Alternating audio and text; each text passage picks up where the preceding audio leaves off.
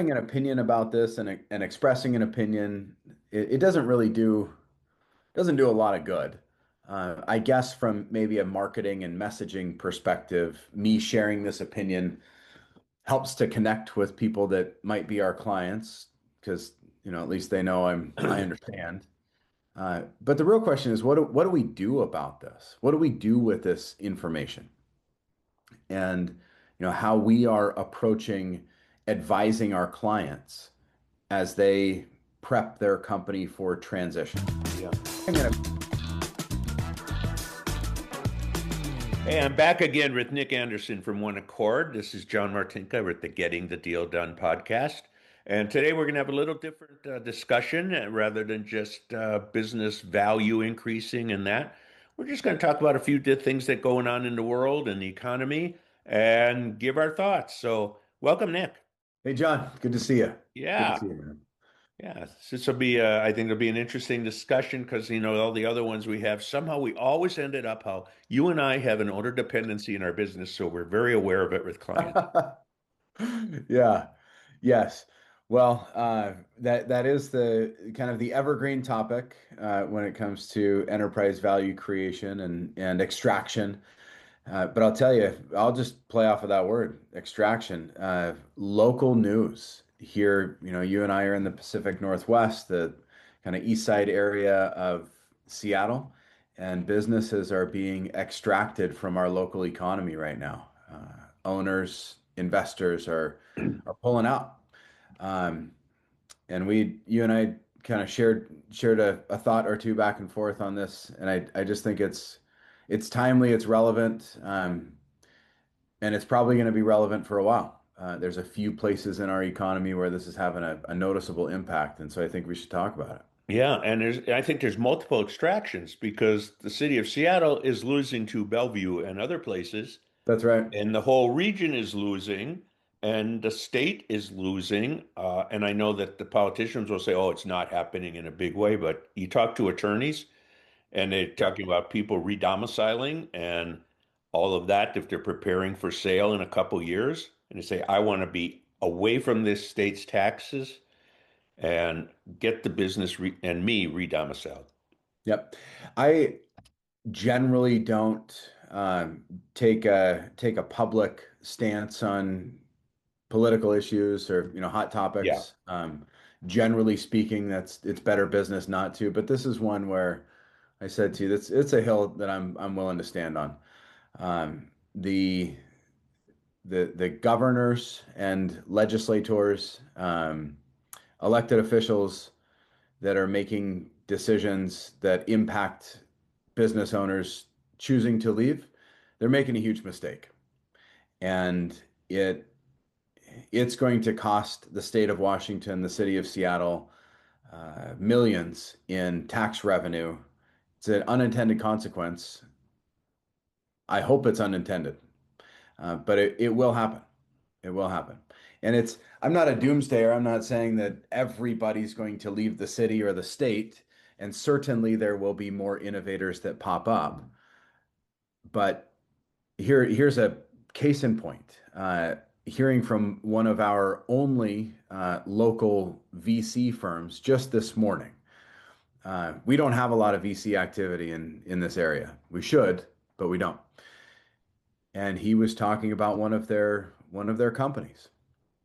Some kids that graduated from UW, a great school, incubated a business in UW 3 years ago. And they said to him, if we would have known the direction things were going, we would have started our business in California. It's basically the same tax rate, but you get sunshine and beaches and you're closer to the network of Silicon Valley. Like they were saying, and these are kids, right? These are 20 somethings, the Yeah. most idealistic, the most, you know, uh, liberal minded people in the economy, generally speaking. And they're saying that, if you hold Washington, Seattle to California, Silicon Valley right now, there's there's a disadvantage. These are the innovators of the future that are discouraged by what's going on here locally. We Yeah. point to, Starbucks. We look at other large firms announcing layoffs in the state of Washington, in the city of Seattle. It's no question why they're choosing to eliminate jobs here as compared to elsewhere. Yeah, and they're moving, it's just moving to Bellevue. I mean, Amazon is on its way to what, 25,000 in Bellevue. Hmm. And they're making good progress on that. And you mentioned Starbucks. This newly elected mayor of Seattle says 6 months ago, I'm not going to go drink Starbucks. You shouldn't either. And what do you know? 4 or 5 months later, we're putting 2,000 jobs in Nashville. Think Yep. there's a, think there's something related there? Of course there And is. and it's not as though it's this same thing occurred in California. I'm not exactly sure on the timeline, but a California state legislator posted a social media image of herself holding a sign that said F Elon, posted it on whatever social channels she did, and Elon retweeted and said message received, and he moved to Texas. Yeah. Like this is not a surprise. Uh, the mayor of Seattle in an interview says, "Yeah, I hear all these millionaires are leaving. Like, bye." And we How should on define earth? millionaires because it now has a new definition. It's Yeah, making $1 million a year. yeah. The so here's the conversation that Ariana and I have. My wife, Ariana. We're both entrepreneurs. We are both building businesses in the state of Washington. And there are years in the early, there have been years in the early years of building business. She's been at it more than 10 years where she had no salary. There was no net income in the business to speak of. So then let's say a couple 5 years from today, business does really well and maybe she sells the company. And so in that year, maybe there's seven-figure income. Well, if you take that seven-figure income and let's just pretend it's $1 million and you spread it over the 10 years prior, I mean, I hate to say it, but inflation makes this a true statement. That's only $100,000 a year for the past 10 years. And adjusted downward for inflation retroactively, it's less than the economic value is less than that. But in the year that she might sell the business, there's $1 million. So how does that make sense? Why wouldn't we move the business right next door into Idaho and operate it there for the next 5 years and then sell it? Why Well, wouldn't we? that's you wouldn't be alone. Yep. The uh the memes that Jay Inslee and Bob Ferguson are the best realtors in the state of Idaho don't fall short on me.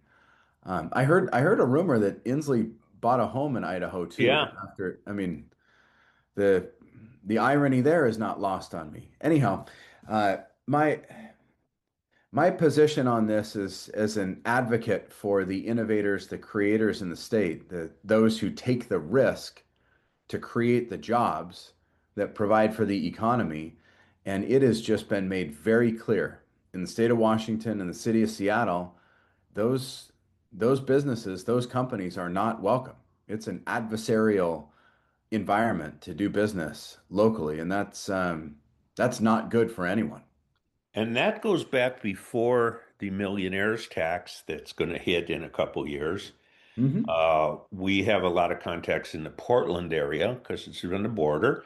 And even we'll say last year before there was a millionaires tax, but there was the highest state tax in the nation and the capital gains tax.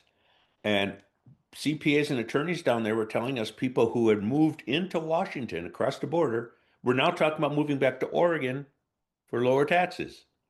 Yep. Yeah, that's right. And and so listen, like having an opinion about this and expressing an opinion, it doesn't do a lot of good. I guess from maybe a marketing and messaging perspective, me sharing this opinion helps to connect with people that might be our clients because, at least they know I understand. But the real question is, what do we do about this? What do we do with this information? And, how we are approaching advising our clients as they prep their company for transition. Yeah. And we work with family businesses going from Gen 2 to Gen 3 or Gen 1 to Gen 2 in a transition that way.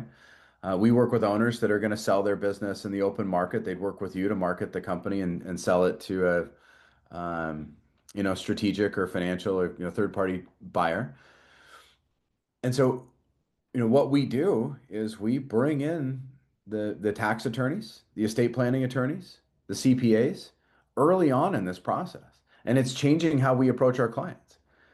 I would say historically, we need anywhere from 18 to 36 months to move the needle in enterprise value creation. Before someone's going to sell a company, they need at least 18 months to get to work Yeah. in You're right. optimizing the I business. agree. 3 years is ideal. Now I'm thinking 5 years.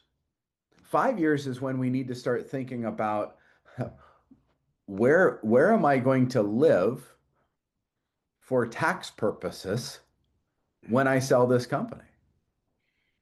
And the ways in which the state of Washington is going to attempt to collect tax revenue, um, even somebody that moves out of state, sets up a new residence, gets a new doctor, gets a new out of state, dentist, um, put their kids in different schools. But if they are supporting local philanthropy, if they are continuing to fund nonprofits here locally that invest in their communities, there are people who think that's enough for the state of Washington to make a claim against um, income Income, because capital gains, estate. yeah. So just imagine the net effect on our local economy if the the ultra wealthy, the ultra high net worth, even the high net worth people leave to do what's best and right for their companies and their shareholders and their stakeholders and their families, economically speaking, but they can no longer support local charities and local philanthropies that they have. They can't um, use the same CPA, use the same, they can't use the service providers that were here. They have to completely disconnect from the state. These are the considerations that are coming into discussions. Here again, what do we do with this information? The government has changed the rules to the game. Well, we So know we what have, a lot of business owners are doing, and you've talked about that. But we have a we have a client whose business is in LA, and he has been living for 6, 7 years in Nashville. Runs it from Mhm. Nashville, and uh, tax reasons. We have another client has moved to runs his business in Oregon. He lives outside of Boise, Yep. and there's more and more of that. I mean, I can't tell you how much, John, this is a personal thing for me. My grandfather, uh, his Seattle-based architectural firm contributed to a lot of the design work that went into infrastructure around the 62 World's Fair. Okay. Design work in the monorail, um, government buildings, church buildings, buildings that I drive by, and I can look at these structures and say, like, my grandfather designed that building. My roots are here. Jeff, my business partner, the founder of One Accord, his father was a UW Olympic rower. He was, I think, 1 or 2 years behind the team that was featured in the Boys in the Boat. We have deep roots here. Jeff goes into the city of Seattle at Westlake Center every Thursday, and he's been doing it for like 5 years to pray over the city. I've supported philanthropies and nonprofits. I've served on boards. And and so I share these things here again, I guess more than anything, to align with people who, like me, are committed to Seattle and Washington and Bellevue and the Pacific Northwest and sad about the direction that elected officials have chosen to go. But also, you know, I have a wife and kids, and Yeah. my kids will have kids. And there are employees in this company that in my company that will have equity ownership at some point in the future. And I have to do the right thing by those people. All of them. All of them. Yeah. Well, we've talked about this and it ties, I don't know if you saw this, that about a month ago there was a news thing that said in a survey, 24% of people are business owners are saying they're considering moving out of state, up Yeah, that from was right. I about mean, 15. No, yep. normally it's about 15, and we know it's not 15 or 24 because there's a lot of talk, Yeah. but it's Yeah. up by 60%. That's the Association of Washington Business I think produced that so. report. Yep. In So May. It's I pay it's close up. attention to it. So if it's up by, if only a quarter of that 15% actually moves, now it's instead of, 4%, and now it's 6 or 7%. That's almost, so, that's a pretty good chunk of businesses that will move. Yeah. Yeah, that's right. I saw a headline recently. It was Genie Industries. I think they're out of North Bend. They're Genie's out of, is that Moses Lake? Yeah. Okay. Um, Starbucks is a big name on that. Fisher Investments left a few years ago. I just and here so here's like not just anecdotally, but as I talk with private equity, venture capital, brokers, lawyers, you mentioned every single one, every single one is hearing from their clients. The question is, do I need to leave? Do I need to leave the state? Yeah. How do I protect this asset that I've put my life into? Um, The baby.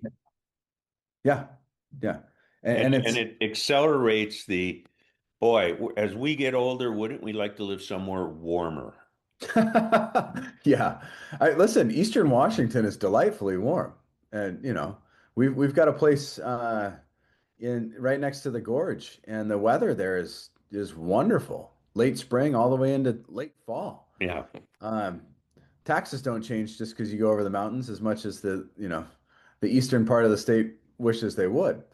So here again, what do we do about it? I would love to be more active in, I mentioned the Association of Washington Business, right? Our state's Chamber of Commerce, a more active voice. Uh, Unfortunately, it is the case, I think, that many of the risk-taking entrepreneurs, the innovators, we are more concerned with just taking care of our house than we are getting involved in other people's business. So I just don't think that entrepreneurs and business owners are as politically inclined as other folks. But I think we got to do it. We got to speak up. We have to speak up, and we gotta vote, and we have to vote in ways that uh, consider consider everyone. Um, and then while the rules change, we have to stay up on those rules. And we have to do the right thing by our stakeholders. And stakeholders is not just shareholders, not just investors in our companies, but those suppliers. We talk about Boeing right now. You were just telling me about some of the positive news. Was it with the 747? No, it's a 737. 737. Yep. Yeah, I mean, that's a good topic because we talk about a lot of business owners, but with a company like Boeing growing after all the calamities they had 5, 6, even two, was it 2.5 years ago? The door flying off. Hmm. They're up, their production is up. We're working with a company that's a supplier to Boeing. They're bursting at the seams, and but this is a different economy. Yeah. This is an economy of both small business owners and supplying larger businesses, supplying a mega business. and but with a lot of employees all the way through. Yep. And if Boeing is doing well, Uh-huh. those employees are doing well. They're getting bonuses, they're getting overtime, and they're spending the money in their local communities. So, I think of Boeing and I think, well, how many years ago did Boeing leave or move, and why? Why did South Carolina benefit from Washington's missteps? Well, I think South Carolina benefited because of labor costs. Mm-hmm. And they had moved the headquarters there for a while to Chicago, and that didn't work. And the new CEO is now back here. Mm-hmm. Yep. And so we can look at this, increased production of the 737, and we have that kind of knock-on effect where suppliers are busier today. And Hmm. this is the trickle down effect of economics when a big company like Boeing locally does well, smaller companies benefit. And then those employees of those smaller companies benefit by way of, I think you were saying to me earlier, increased overtime, more wages, more dollars available to put into the pockets of the employees. Well, then those employees, they buy homes, they buy entertainment, and they support the local economy. This is not rocket science. And and so if I connect these two ideas, right, when the large employers are discouraged from doing business here, we all suffer. We all suffer. Um, there's a website, leftwashington.org, not left as in, politically left, but left as in like by, Mayor Wilson, just tracking the number of companies, and the estimates here are 66 companies, 13,000 jobs, somewhere between 700 million and $1.5 billion a year in lost tax revenue. The impact to the local GDP, somewhere between $3 and $5 billion. And Washington State is number 50 out of 50 in the business survival rate, according to leftwashington.org. Uh, these data make it really, really challenging for someone to consider opening a company, starting a company, growing a company here.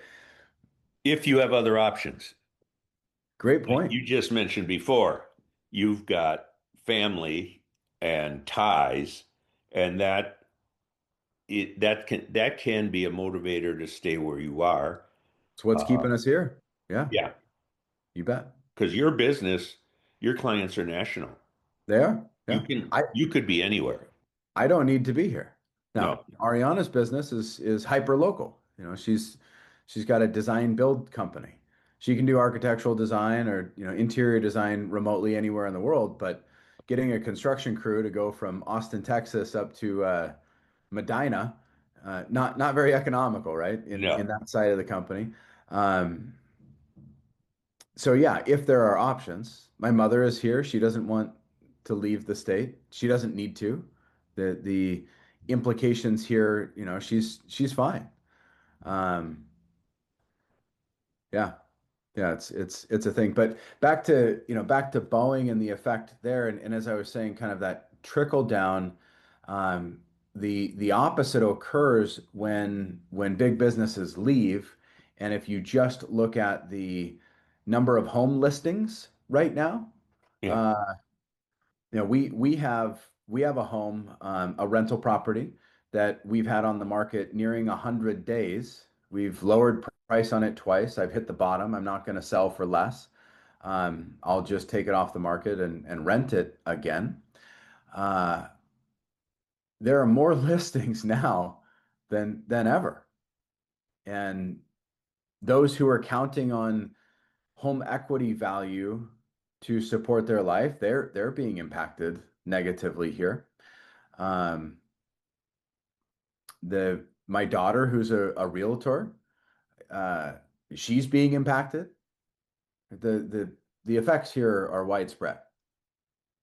Yeah, and you bring up an interesting point about that because as we talk about all this leaving in businesses, the Seattle Times data statistics guy reported a while ago, and I don't have the exact numbers, but the amount of wealth and not wealth and annual income leaving the state is way higher than what is moving in. Yeah.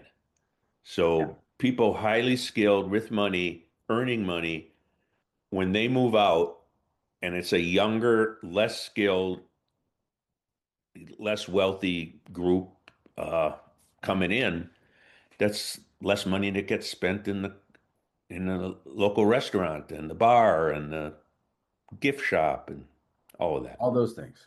All those things. And listen, this particular season of life, we're in the midst of the most dramatic revolution, evolution in business that we've seen since, the World Wide Web became a thing. Before that, it was the Industrial Revolution, this AI revolution. Um, why would I hire employees in the city of Seattle where my minimum cost to employ someone exceeds $100,000, and that's the number. If somebody is a salaried employee, meaning exempt from overtime, they're paid a minimum base salary today of $80,600, and then you put the burden on that with taxes and Yeah. so forth, and the required sick time and benefits, and so to hire an employee in the city of Seattle costs a business a minimum $100,000. You better believe I am anxious for AI technology to evolve to a place where I can have an agent do that job. And would I pay $50,000 a year in token consumption? Well, you bet I would. Economically, why wouldn't I?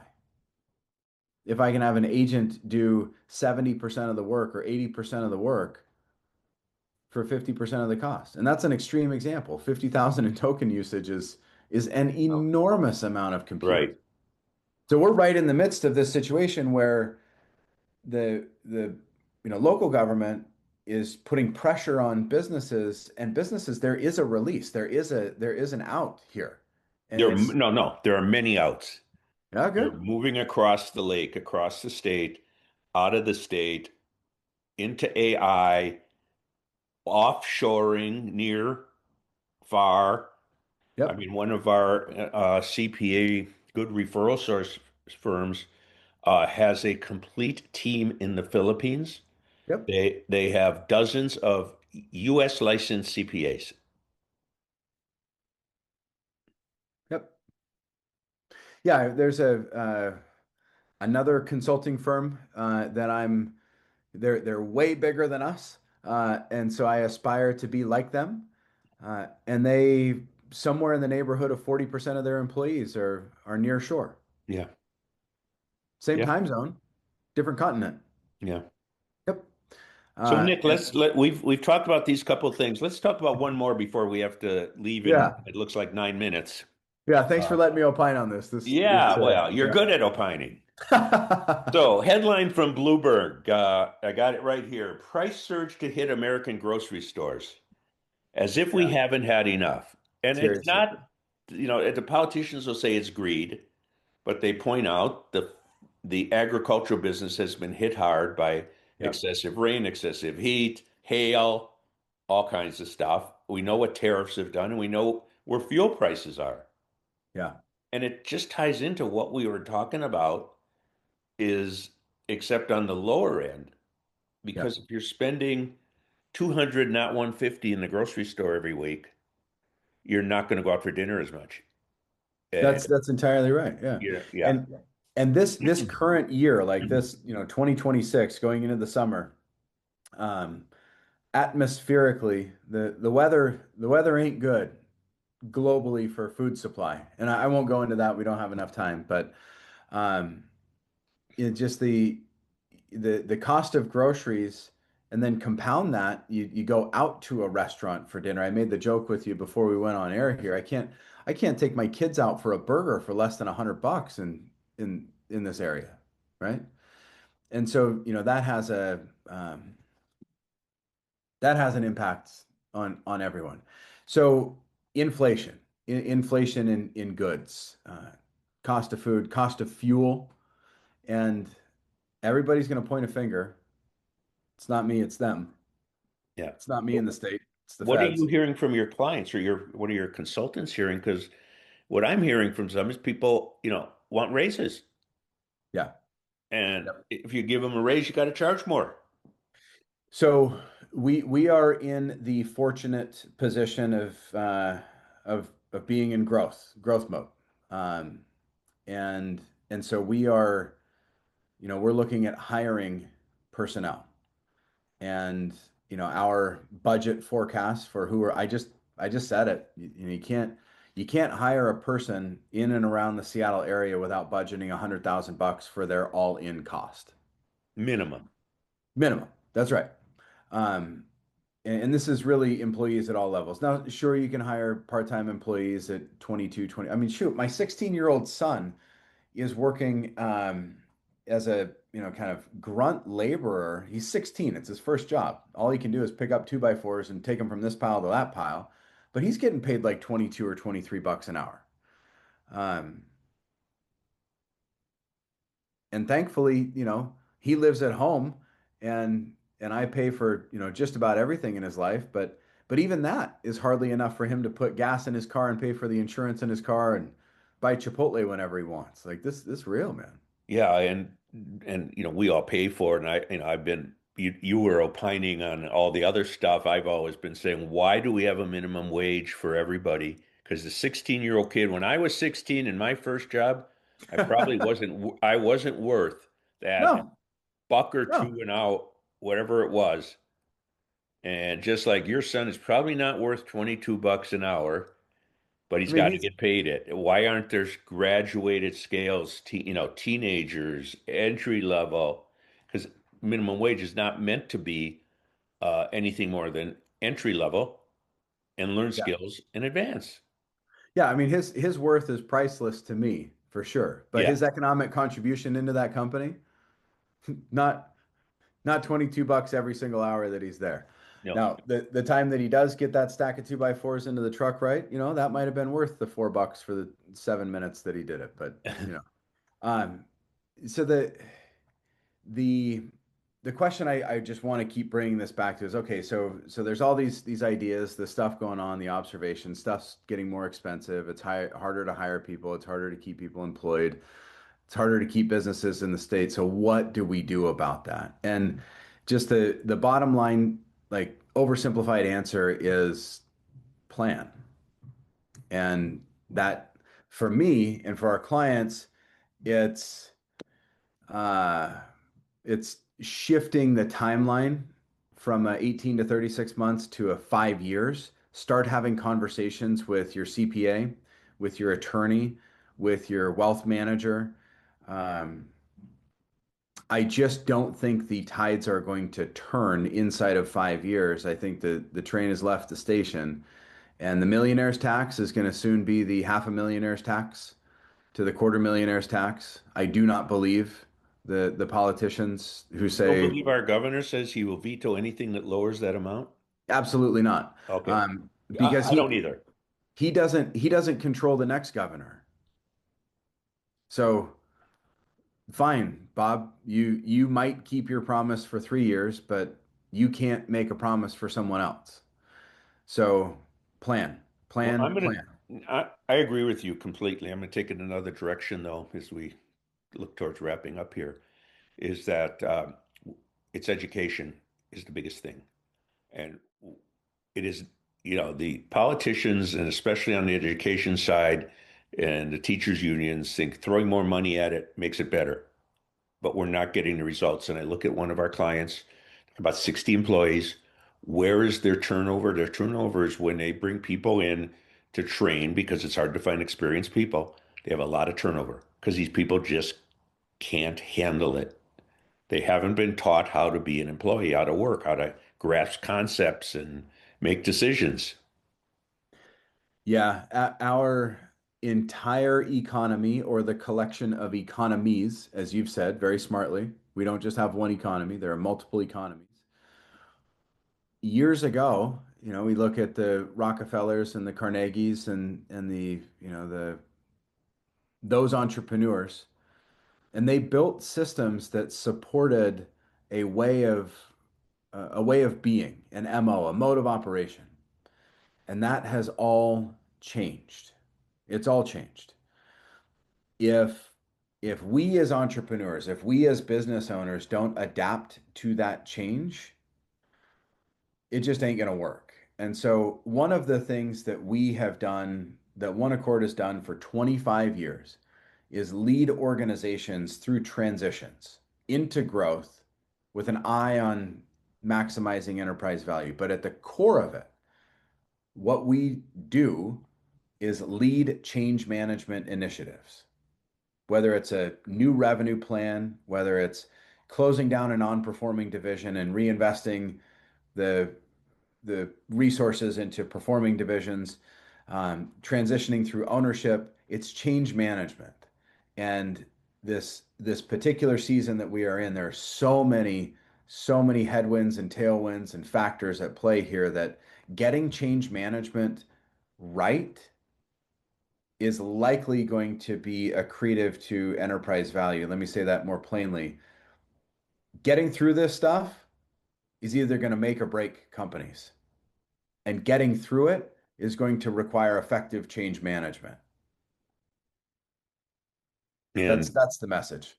yeah, and a lot of it's a company's going to be saved by when someone comes in and buys it from the founder who has hit their ceiling and maybe admits it, maybe they don't. I mean, I hear it all the time. Owners say, "This kid, I can't take it any further," whereas others think they could take it if they just wanted to, but they can't. And then the new Yeah. generation comes in, whether it's private equity, a family office, or just really sharp uh, buyers with money behind them, and they modernize and they systematize and they do the things that people pay you for in many cases. The greatest ally to our economy is optimism. Any economy's greatest ally is optimism. When we have risk takers and entrepreneurs that are optimistic about the future, they do things. They innovate, they hire people, they grow. And anything that is done to threaten optimism is an economy destroyer. So I celebrate anybody who is optimistic, who believes that tomorrow is going to be better than today.